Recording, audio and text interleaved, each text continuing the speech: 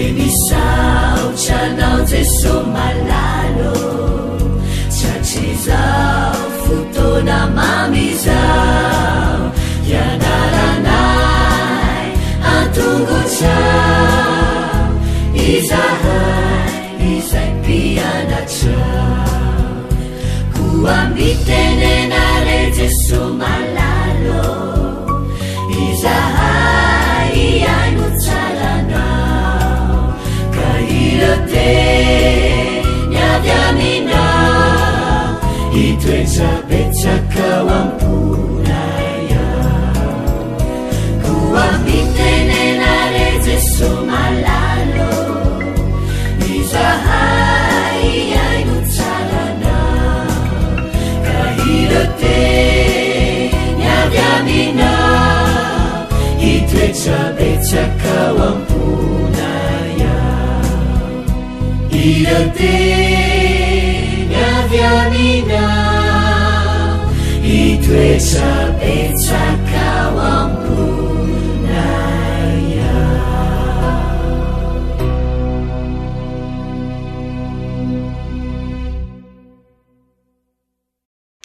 Faly miarabantsika tsirairay avindray tonga eto amin'ny fandraisana ny lesina ho an'ny tanora zokiny isika amin'ity alahady ity. Misaotra an'Andriamanitra isika satria mbola nomeny ny heriny ary omeny azao ten'Andriamanitra izao ihany koa mahafahantsika mijoro amin'ny fahamarinana hatrany. Nidirantsika ny amin'ny lesina anio dia hivavakisika. Ry Tompo Andriamanitra eo mbola velompisaoranao izahay ny fitahina sy ny fitantananao. Misaotra anao raha eo izay mombanay mandrakariva ary koa manome izay zava-tsoa anay indrindra ny amin'ny zava-panahy. Ometeza ianao hiteny manoloana anay ary koa hiasa ao an-tsainay sy ao am-ponay. Amin'ny tonoana sy angatanay minaran'i Jesosy. Amen. Lohateny lesinantsika androany dia manao hoe fibebahana tena izy. Ireo fomba amam-panao tao amin'ny fitoerana masina tetỳ tany izay nomenan'ny Israelita teo amin'ny tendrombohitra Sinay dia maneho amin'ny fomba manaitra tokoa an'ireo foto-kevin-dehibe an'ny famonjena. Dika mitovy amin'ilay tena fitoerana masina any an-danitra mankony izy io izay natanteran'i Jesosy ny asany amin'ny mampisorona be azy.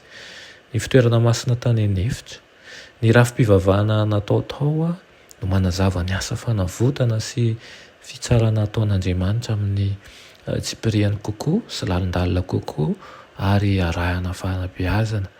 Ny andro fanavotana no maneho mazava tsara ny zotry ny fitsaran'Andriamanitra. Tafiditra tao anatin'ireo fomba amam-panao andavanandro ary manan-danja indrindra tao amin'ny fitoerana masina ireo karazana fanatitra ho an'ireo karazam-pahotana maro samihafa. Ny fanatitra tsirairay dia mampianatra ny Israelita fa mila ny fahafatesan'ny mpisolo anankiray izay tsy manatsiny izy ireo mba afa-po ny fitakian'ny lalàna. Nampatsiaha ny Israelita isan'andro izany fa efa nampanantenan'Andriamanitra fa hanome mpisolo ho azy izy ireo.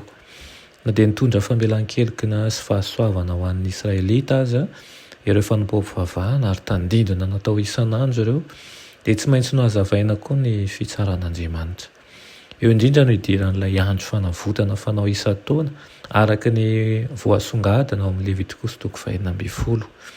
Izay rehetra nibebaka sy nitaky ny fanatitra ho an'ny otany dia avitra satria ilay biby no nitondra ara-tandindona ny fahamaizana izay nitakiany lalàna.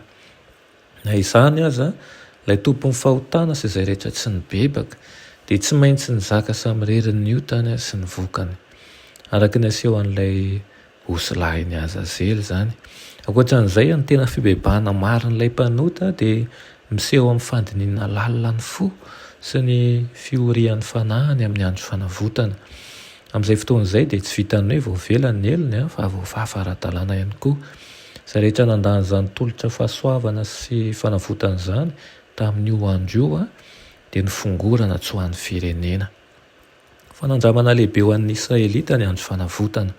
Natao hampieritreretana ny kristianina tsirairay ny vokatra entiny.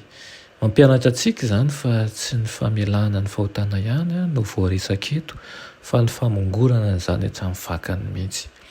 Andriamanitra dia maniry ny bebahantsika mandrakariva ary amin'ny fo marina tokoa ny anaovana azy. Amin'ny alalan'i Kristy sy ny teniny ary ny fanahy masina no andraisantsika ny famelan-keloka sy ny hery.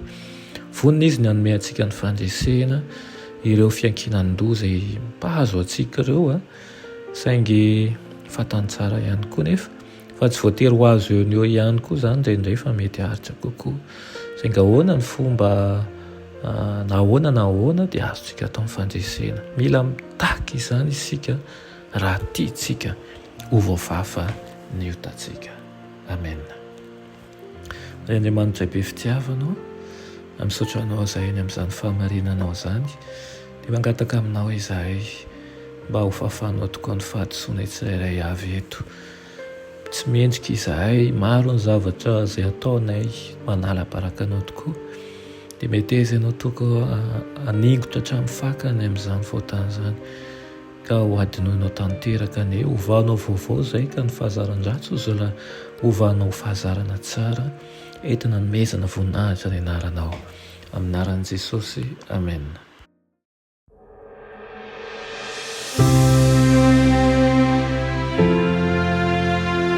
Mianatra eo an-tongotry Jesosy isan'andro.